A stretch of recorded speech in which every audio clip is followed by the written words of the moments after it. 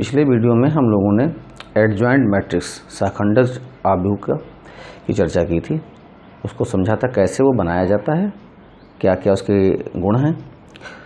आज हम लोग व्युत्क्रम के बारे में डिस्कस कर लेते हैं। पहले हम लोग पढ़ चुके हैं कि यदि कोई वर्ग आव्यूह का सारणिक बनाया जाए और उस सारणिक की वैल्यू निकाली जाए और उसकी वैल्यू नॉन जीरो हो, जीरो ना हो, तो ऐसा आव्यूह कहलाता है व्युत्क्रमणीय आव्यूह। यानी अगर हमारे पास a इज इक्वल टू ए आई जे एक वर्ग आव्यूह है और हम इसका सारणिक बना लें और इसकी सारणिक की वैल्यू निकालें और ये आ जाए नॉन जीरो, जीरो ना हो, तो a को हम कहेंगे एक व्युत्क्रमणीय आव्यूह। व्युत्क्रमणीय आव्यूह, व्युत्क्रमणीय आव्यूह से तात्पर्य होता है कि ऐसा आव्यूह है एक जिसका हम इनवर्स यानी व्युत्क्रम कैलकुलेट कर सकते हैं, यानी इसका व्युत्क्रम निकाला जा सकता है। तो अब व्युत्क्रम आव्यूह होता क्या है, ये तो बात हमको मालूम हो गई कि हम व्युत्क्रम निकाल सकते हैं या नहीं निकाल सकते हैं। उसके लिए हमें क्या करना है, तो हमें चेक करना है। तो चेक करने के लिए हम किसी भी वर्ग आव्यूह का डिटरमिनेंट बना लेंगे, सारणिक बना लेंगे और उसका मान पता करेंगे, और मान उसका शून्य ना आए तो हम कह देंगे कि इसका हम लोग व्युत्क्रम निकाल सकते हैं, अर्थात ये व्युत्क्रमणीय आव्यूह नॉन सिंगुलर मैट्रिक्स है। तो व्युत्क्रम होता क्या है, किसी आव्यूह का व्युत्क्रम क्या होता है?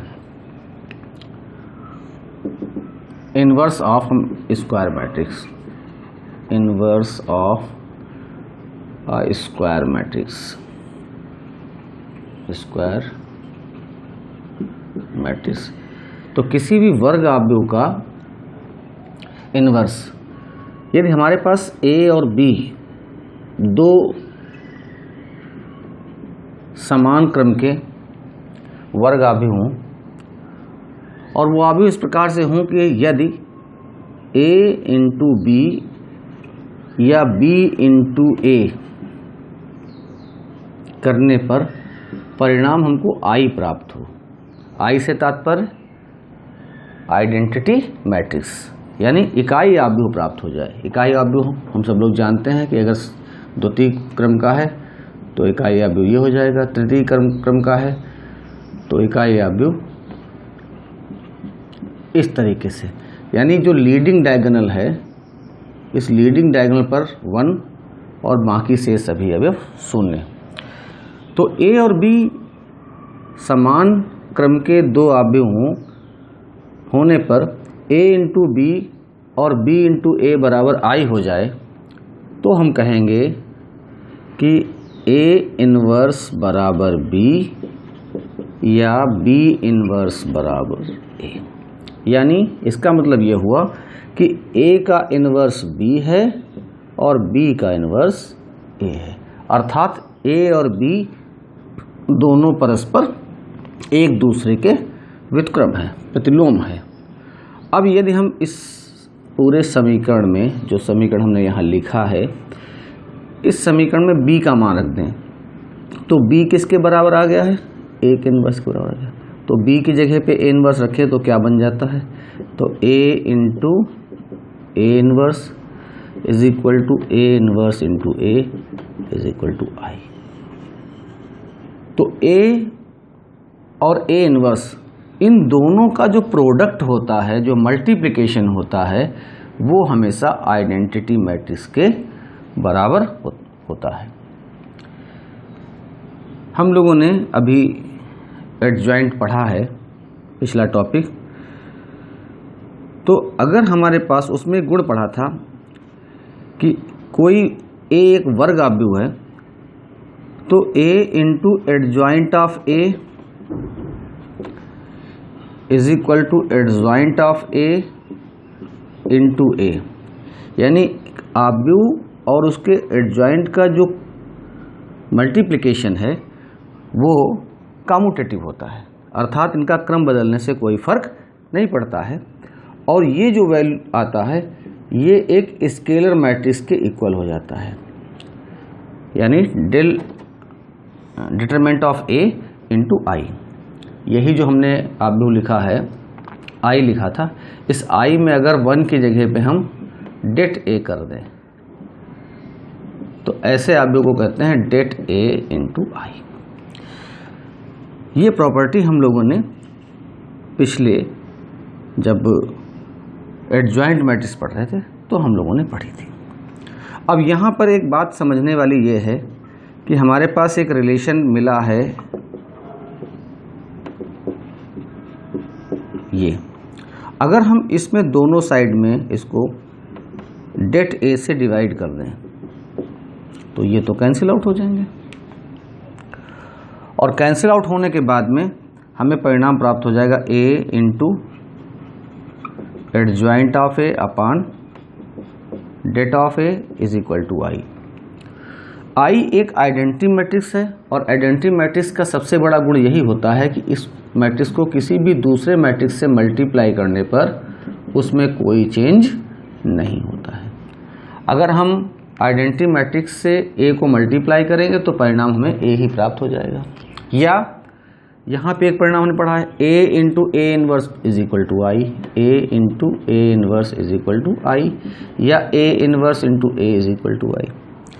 तो यहाँ पे हम क्या करते हैं, दोनों साइड में इसको A इनवर्स से मल्टीप्लाई कर देते हैं। A इनवर्स इधर भी और इधर भी A इनवर्स से मल्टीप्लाई करते हैं। तो A इनवर्स से जब A को मल्टीप्लाई करेंगे तो ये बन जाएगा I, और यहाँ पे आ जाएगा adjoint of A upon det A, और A इनवर्स को I से मल्टीप्लाई करेंगे तो I से मल्टीप्लाई करने पे कोई चेंज नहीं होता है तो A इनवर्स आ जाएगा, और I से A एडजॉइंट ऑफ A को मल्टीप्लाई करेंगे तो एडजॉइंट ऑफ A ही हमको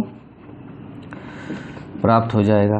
तो ये यहाँ पर हमारे पास एक रिलेशन आ गया है A इनवर्स का, यानी अगर हमको A इनवर्स कैलकुलेट करना है तो हम इस रिलेशन का प्रयोग कर सकते हैं। A inverse is equal to adjoint of A upon det A। इसको हम इस तरीके से भी लिख सकते हैं, A inverse is equal to 1 upon det A into adjoint of A। ये एक मेथड है जिसके द्वारा हम A इनवर्स निकाल सकते हैं, लेकिन शर्त यहाँ पे क्या है, यहाँ पे det ऑफ A डिनोमिनेटर में आ रहा है, तो det ऑफ A क्या होना चाहिए, नॉन जीरो होना चाहिए। यहाँ इसलिए ही बताया गया था कि det of A non zero हो, अगर नॉन जीरो होगा तभी हम A जो आव्यूह है इसका इनवर्स कैलकुलेट कर पाएंगे, क्योंकि अगर हम यहाँ पे जीरो अपान में रखेंगे तो ये वैल्यू हमारी इनफाइनाइट हो जाएगी, यानी इसको हम कैलकुलेट नहीं कर पाएंगे।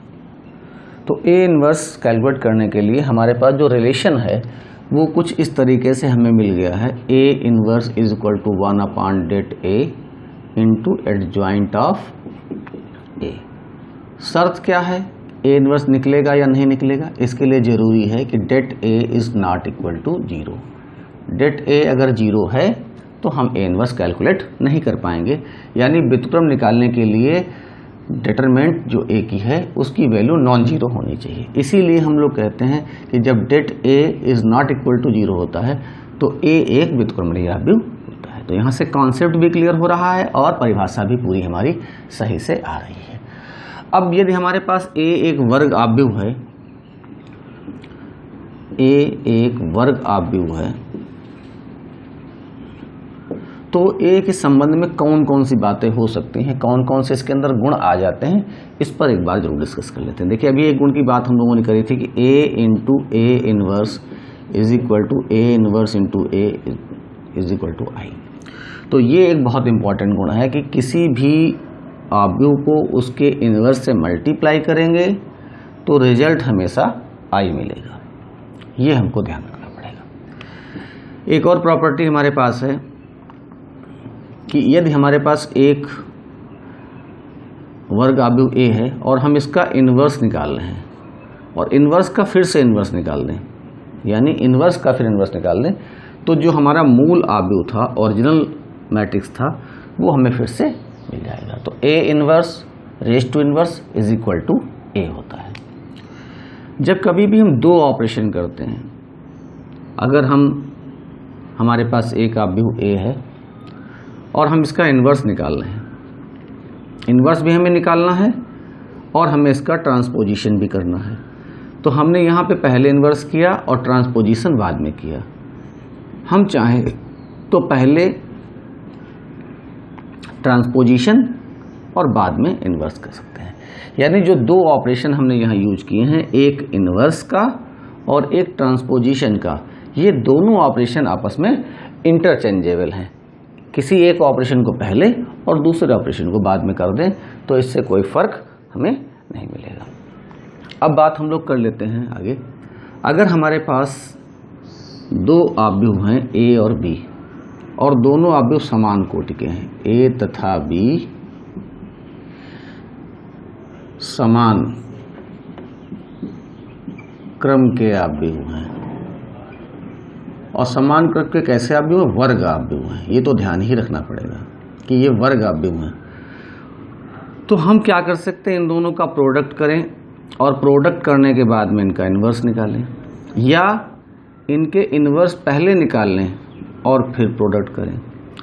तो यहाँ पे देखिए दो ऑपरेशन यहाँ पर भी किए गए हैं, एक तो मल्टीप्लिकेशन किया गया है और दूसरा इन्वर्स किया गया है।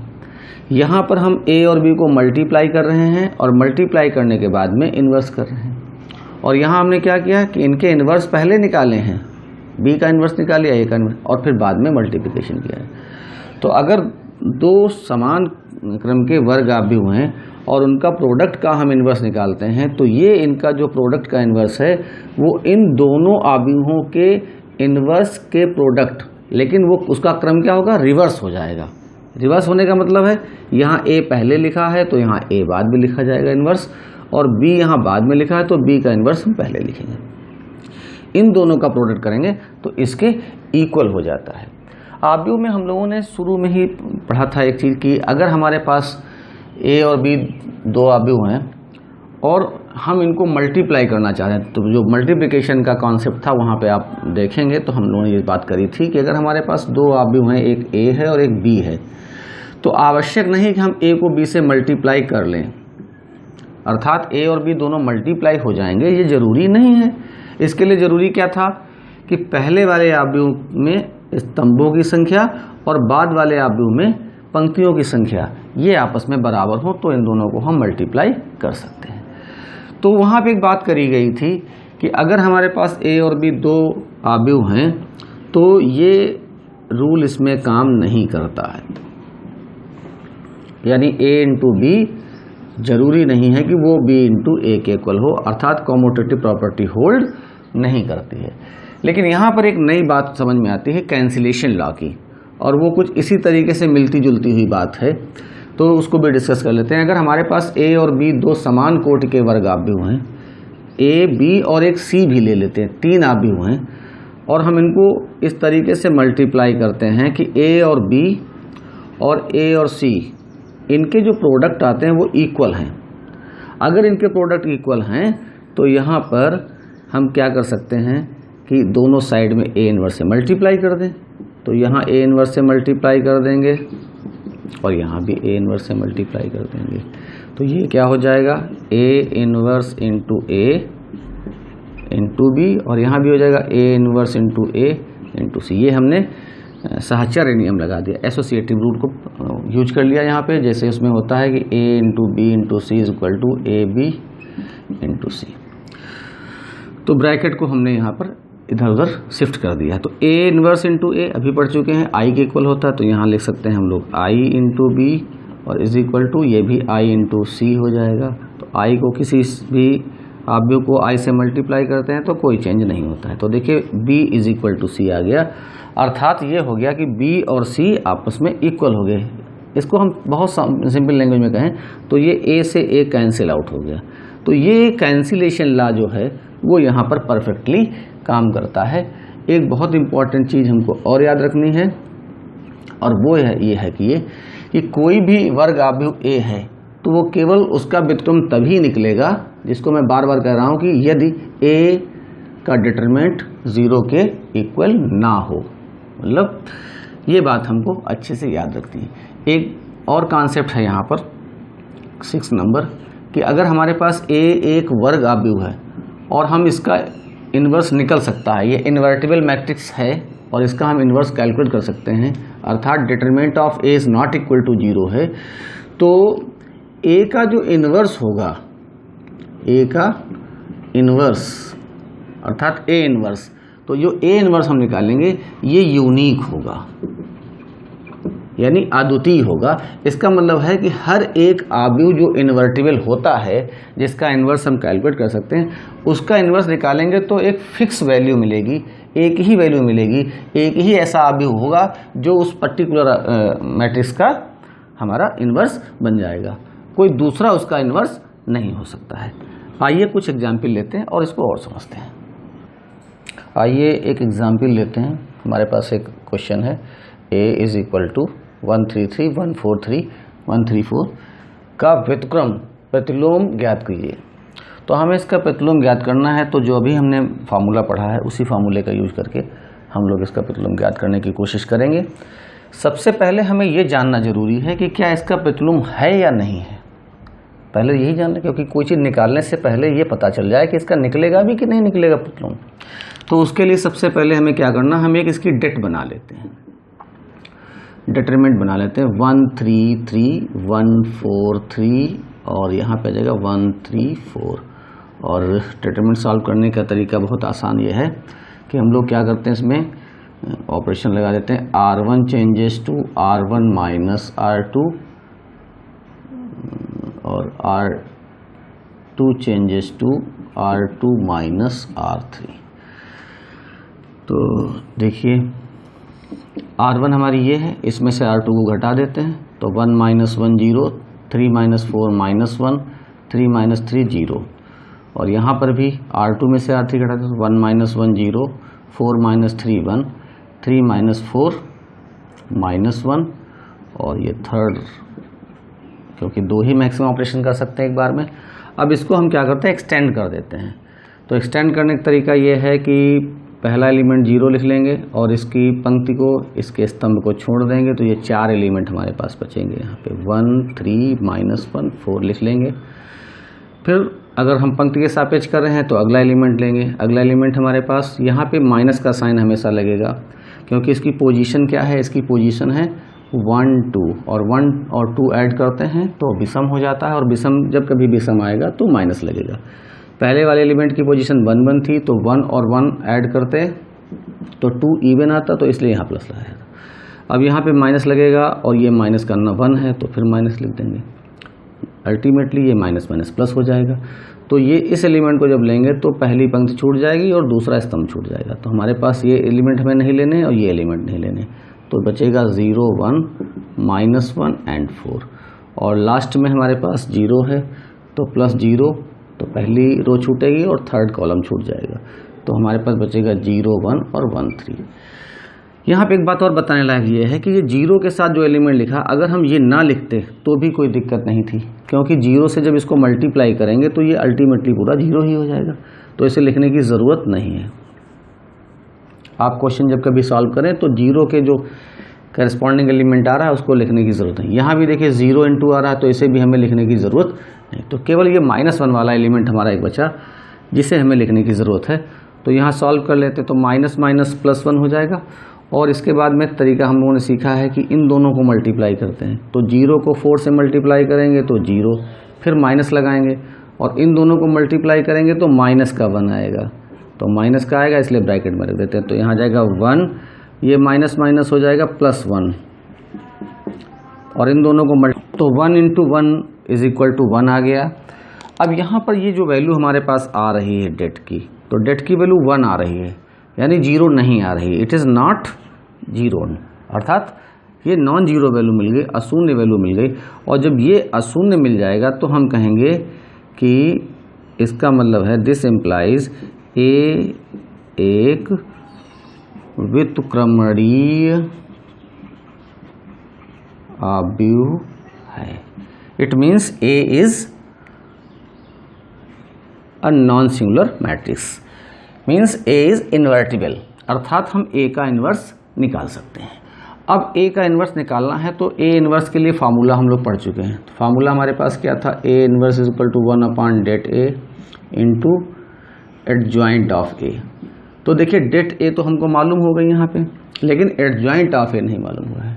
तो एडजॉइंट ए कैसे निकालते हैं, इसके लिए आप डिस्क्रिप्टिव वे में अगर समझना चाहते हैं तो आप पिछला वीडियो देखें और उसमें इसको समझें। यहाँ पे हम लोग थोड़ा शार्ट में, क्योंकि हमने वहाँ पे बताया भी था आपको कि हम इस चीज़ को शार्ट में भी कैलकुलेट कर सकते हैं। तो यहाँ पे थोड़ा शार्ट में कैलकुलेट करेंगे और कैलकुलेट करके इसकी वैल्यू निकाल लेते हैं। तो देखिए एडजॉइंट ऑफ ए कैसे निकाला जाएगा, इसके लिए हम लोग ए यहाँ पे नोट कर लेते हैं। हमारे पास है 1 3 3 1 4 3 एंड 1 3 4, ये हमारा ए है। हमें इसका पहला एलिमेंट निकालना है, तो पहले एलिमेंट निकालें तो पहली पंक्ति और पहला स्तंभ छोड़ दें। ये 4 एलिमेंट हमारे पास बचेंगे। इन 4 की गुणा करो, 4 चौके 16 और 3 3 9, तो 16 में से 9 घटाएंगे तो 7, ये पहला एलिमेंट हो गया। इसी तरीके से दूसरे एलिमेंट का निकालेंगे, इसका निकालेंगे तो पहली पंक्ति और दूसरा स्तंभ छूट जाएगा। तो हमारे पास ये 4 एलिमेंट बचेंगे। तो 1 से 4 को मल्टीप्लाई करेंगे, 4 माइनस 1 से 3 को करेंगे तो 3, 4 माइनस 3 बिकम्स 1। अब तीसरे एलिमेंट इसका निकालेंगे, तो इसके निकालें पहली पंक्ति छूटेगी और तीसरा स्तंभ छूट जाएगा।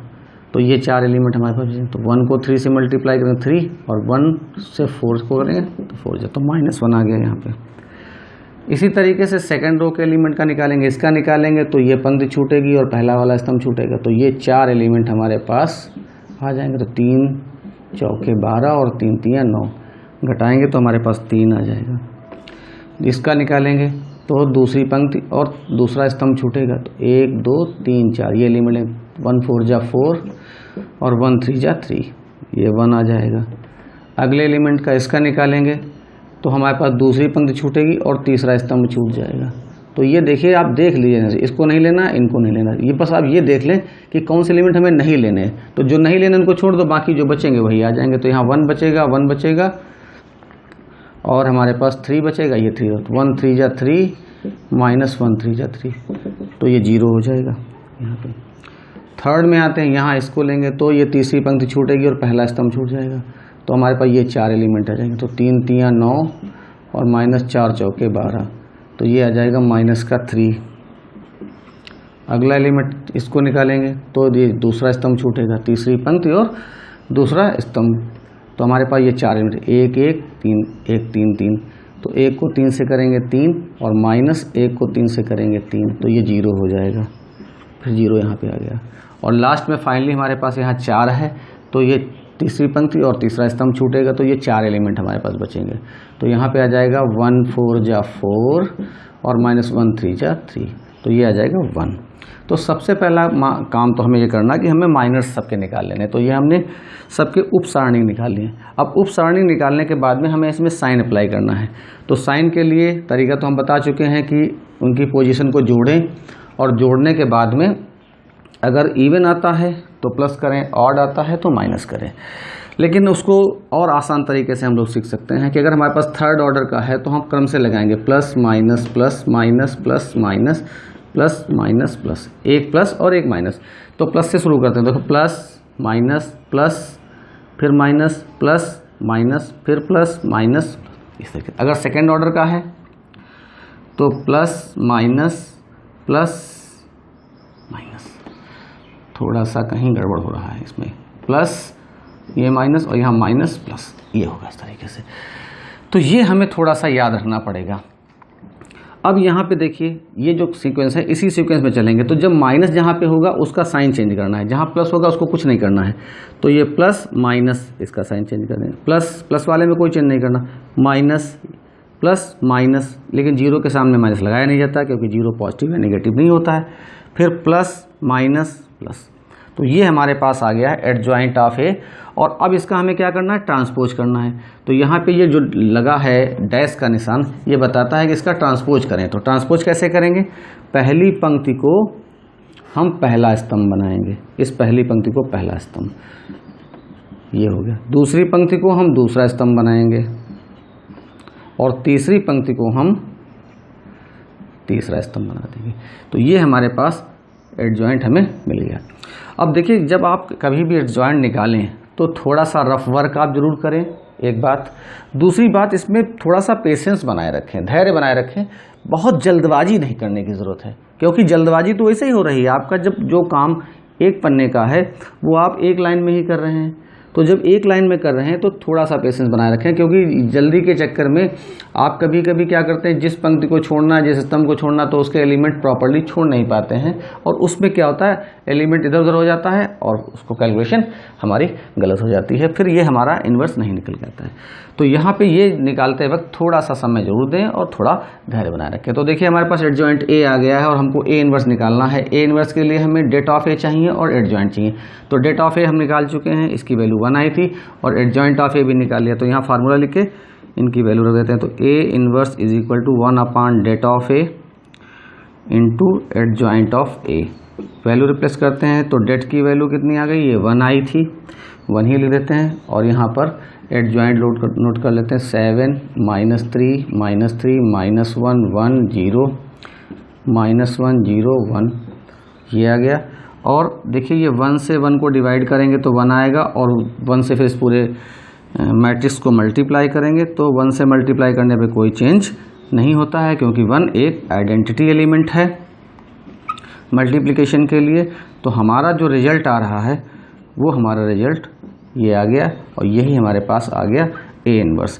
कभी कभी हमें लगता है कि हमने जो काम किया है वो पता नहीं सही है या गलत है, तो उसके लिए हम लोग क्या कर सकते हैं कि हम चेकिंग कर सकते हैं। हमने ए इन्वर्स निकाला है तो ये इन्वर्स हमारा सही निकला है या नहीं निकला है। या कई बार ऐसा होता है कि जब हमने क्वेश्चन सॉल्व किया और आंसर शीट को जब देखते हैं तो उसमें आंसर इससे डिफरेंट मिलता है, तो हमें ये नहीं पता होता है कि जो कार्य हमने किया है वो सही आया है या गलत आया है। तो उसके लिए क्या करते हैं हम लोग, ए को आप ए इन्वर्स से या ए इन्वर्स को ए से, जो हमने इन्वर्स निकाला है ये और जो हमें क्वेश्चन में ए दे रखा था, इन दोनों को मल्टीप्लाई कर लें आप। और इन दोनों को मल्टीप्लाई करने पे अगर आई आ जाए, आई जान रहे हैं आप, 1 0 0 0 1 0 0 0 1, अगर इस तरीके का आव्यूह आपको प्राप्त हो जाए, इन दोनों का प्रोडक्ट करें और रिजल्ट ये आता है, तो इसके मतलब जो भी काम आपने किया है वो बिल्कुल परफेक्ट है, उसमें कोई रॉन्ग नहीं है, कोई गलती नहीं है।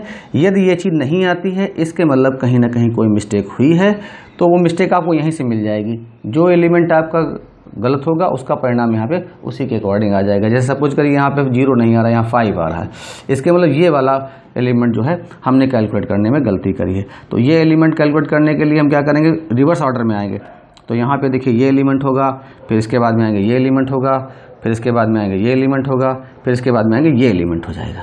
तो हमें इस एलिमेंट को चेक करना पड़ेगा, यानी ये एलिमेंट जो था इसका हमने जो निकाला है माइनर, वो हमारा माइनर गलत निकला है। यानी ये जो एलिमेंट थे इनको फिर से एक बार कैलकुलेट करके देख लेंगे, और जो गलती होगी वो हमें मिल जाएगी और हम उसको अपना सॉर्ट आउट कर सकते हैं। तो ये इन्वर्स निकालने की एक विधि थी। इन्वर्स निकालने की एक और विधि है जिसको हम लोग कहते हैं प्रारंभिक संक्रियाओं के द्वारा इन्वर्स निकालना। तो अभी हम लोग उसकी भी डिस्कस करते हैं। तो जिस तरीके से हमने यहाँ इन्वर्स निकाला है, इसी इन्वर्स को कैलकुलेट करने के लिए हम प्रारंभिक संक्रियाओं का प्रयोग कर सकते हैं। प्रारंभिक संक्रियाओं में जो बेसिकली होता है ये कि अगर हमारे पास कोई आव्यूह है, वर्ग आव्यूह है, तो उसमें या तो हम पंक्तियों में या स्तंभों में इस तरीके से उसमें परिवर्तन करें कि उस आव्यूह को हम आइडेंटिटी मैट्रिक्स में कन्वर्ट कर लें। तो इसके लिए हम लोग पूरा डिटेल पढ़ेंगे अगले वीडियो में। तब तक के लिए नमस्कार।